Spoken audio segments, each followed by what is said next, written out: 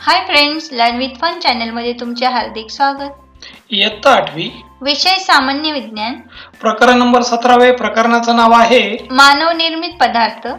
मानव निर्मित पदार्थ। या प्रकरणाच्या खाली पान नंबर 121 वर जो काही स्वाध्याय आलेला आहे, तर त्या स्वाध्यायामध्ये जे काही प्रश्न आलेले आहे, उपक्रम सह आलेल्या सर्व प्रश्नांची उत्तरे आपण आजच्या व्हिडिओमध्ये पाहणार आहोत।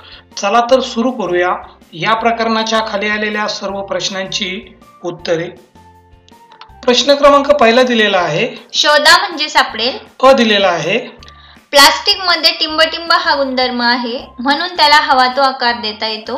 तर प्लास्टिक मध्ये अकार्यता हा गुणधर्म आहे, म्हणून त्याला हवा तो आकार देता येतो।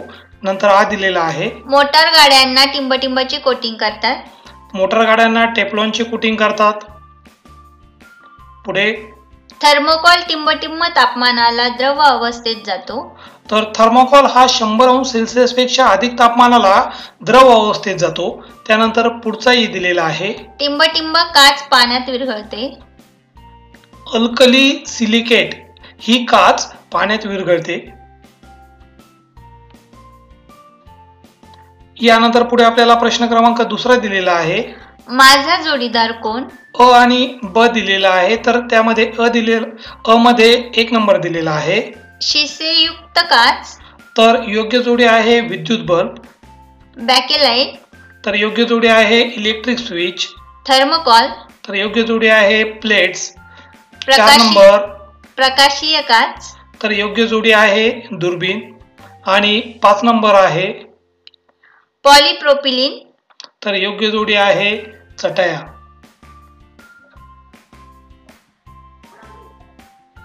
यानंतर पुढे आपल्याला प्रश्न क्रमांक तिसरा दिलेला आहे, खालील प्रश्नांची उत्तरे लिहा। त्यामध्ये आपल्याला अ दिलेला आहे, थर्मोकॉल कोणत्या पदार्थापासून तयार करतात? थर्मोकॉल हा पॉलिस्टायरीन या संश्लिष्ट पदार्थापासून तयार होतो। त्यानंतर याच खाली आ दिलेला आहे, पीव्हीसी चे उपयोग लिहा। पीव्हीसी चे उपयोग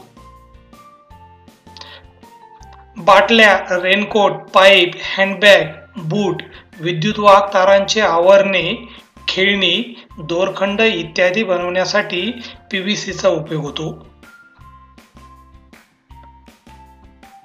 यानंतर याच खाली ई दिलेला आहे, पुढे काही वस्तूंची नावे दिली आहेत, त्या कोणत्या निसर्ग निर्मित अथवा मानव निर्मित पदार्थापासून तयार होतात ते लिहा। तर निसर्ग निर्मित आहे की मानव निर्मित कोणत्या पदार्थापासून त्या तयार झालेल्या आहे ते आपल्याला लिहायचं आहे। तर या प्रश्नाचे उत्तर आपल्याला या पद्धतीने देता येईल, चटई,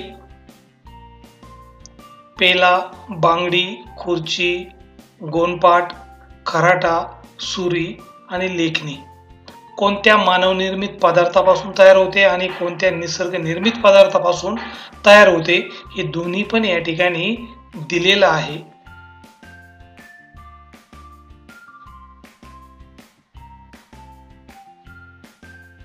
यानंतर याच खाली ई दिलेला आहे, काचेमधील प्रमुख घटक कोणते आहेत? तर काचेमधील प्रमुख घटक वाळू, सोडा, चुनखडी व अल्प प्रमाणात मॅग्नेशियम ऑक्साईड। यानंतर याच खाली आपल्याला ऊ दिलेला आहे, प्लास्टिक कसे तयार करतात? तर प्लास्टिक कसे तयार करतात आणि त्यासाठी काय पाहिजे, तर ते सर्व या ठिकाणी दिलेलं आहे।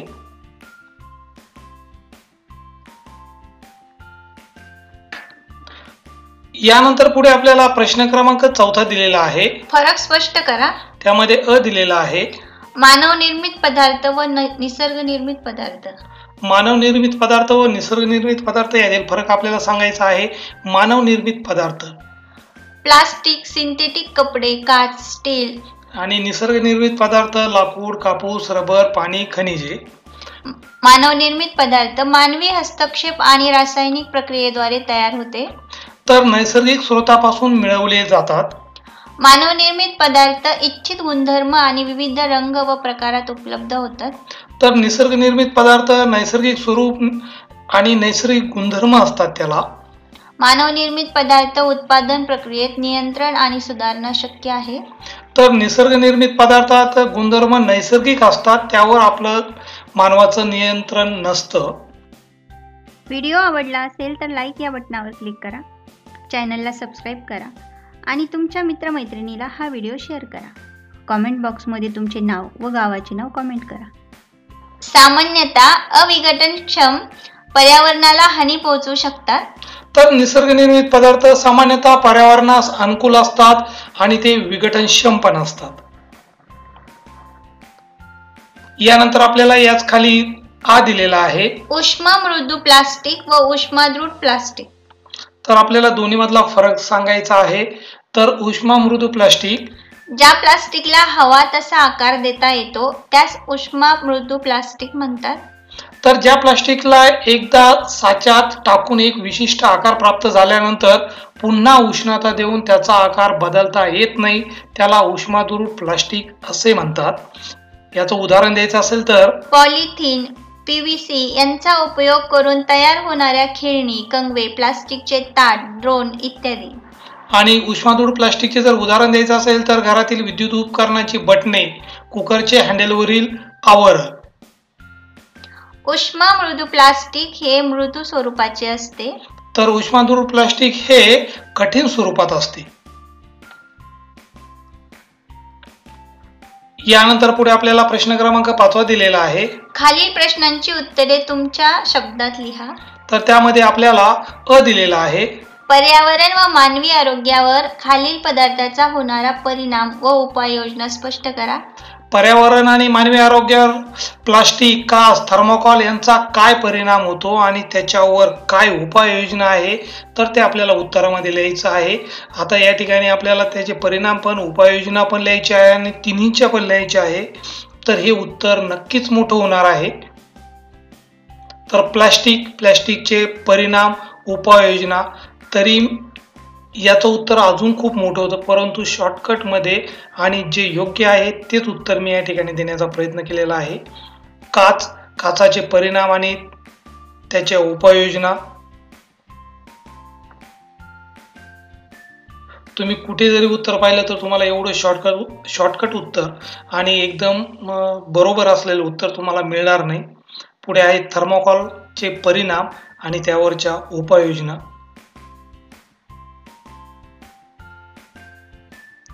यानंतर आपल्याला याच खाली आ दिलेला आहे. प्लास्टिक अविघटनशील असल्याने पर्यावरणाला समस्या निर्माण झाल्या आहेत.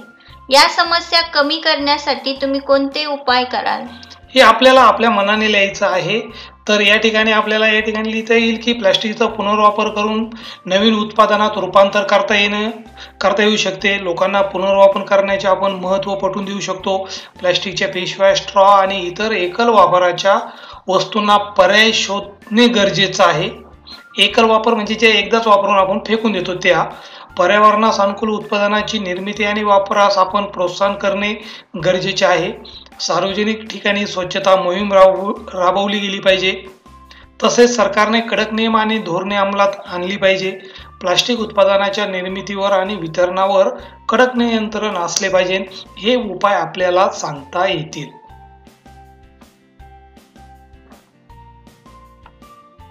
यानंतर पुढे आपल्याला प्रश्न क्रमांक 6 दिलेला आहे. टिपा लिहा. टिपाल्यामध्ये आपल्याला अ दिलेला आहे. काच निर्मिती. तर काच निर्मितीवर टीप आपल्याला या पद्धतीने लिहिता येईल. काच निर्मितीसाठी लागणारी कच्ची सामग्री कोणती आहे ते आपल्याला यामध्ये टीपमध्ये लिहिता येईल. आणि त्याचबरोबर भट्टीमध्ये गरम करणे आणि नेमकं काय प्रोसेस आहे तर ती आपल्याला या ठिकाणी लिहिता येईल. म्हणजे ही झाली काच निर्मितीवरची टीप. यानंतर आपल्याला याच खाली आ दिलेला आहे. प्रकाशीय काच. प्रकाशीय काच वाळू, सोडा, चुनखडी, बोरेम ऑक्साईड आणि बोरॉन यांच्या मिश्रणातून प्रकाशीय काच तयार होते. या काचेपासून चष्मे, दुर्बीण, सूक्ष्मदर्शी यांची भिंगे बनवतात. यानंतर पुढे आपल्याला ई दिलेला आहे. प्लास्टिकचे उपयोग.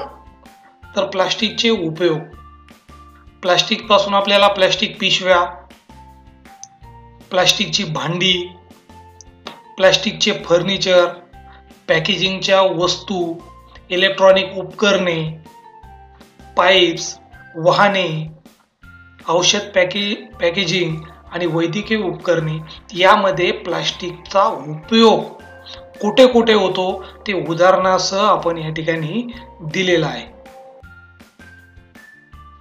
आणि सगळ्यात शेवटी आपल्याला उपक्रम दिलेला आहे. उपक्रम मध्ये आपल्याला प्रश्न क्रमांक पहिला दिलेला आहे.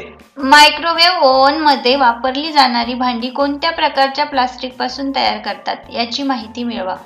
तर आपल्याला उपक्रम तयार करायचा आहे. उपक्रम मध्ये सांगितलेलं आहे मायक्रोवेव्ह ओव्हन मध्ये वापरली जाणारी भांडी कोणत्या प्रकारच्या प्लास्टिक पासून तयार करतात त्याची माहिती मिळवून लिहायची आहे. तर उपक्रम मध्ये तुम्हाला या पद्धतीने लिहिता येईल कोणकोणत्या प्रकारची भांडी वापरली जातात.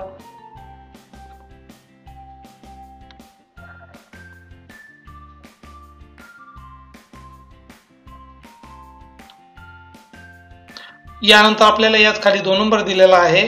दातांची कृत्रिम कवळी कशापासून तयार करतात याची माहिती मिळवा. तर दातांची कृत्रिम कवळी कशापासून तयार करतात. तर उपक्रम मध्ये आपल्याला ही माहिती या पद्धतीने लिहिता येईल.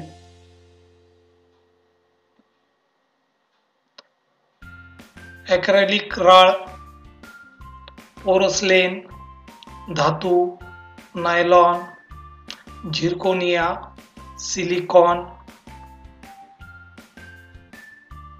चला तर विद्यार्थी मित्रांनो, भेटूया पुढच्या व्हिडिओमध्ये. तोपर्यंत बाय, टेक केअर. व्हिडिओ आवडला असेल तर लाईक या बटनावर क्लिक करा, चॅनलला सबस्क्राईब करा आणि तुमच्या मित्रमैत्रिणीला हा व्हिडिओ शेअर करा. कॉमेंट बॉक्समध्ये तुमचे नाव व गावाचे नाव कॉमेंट करा.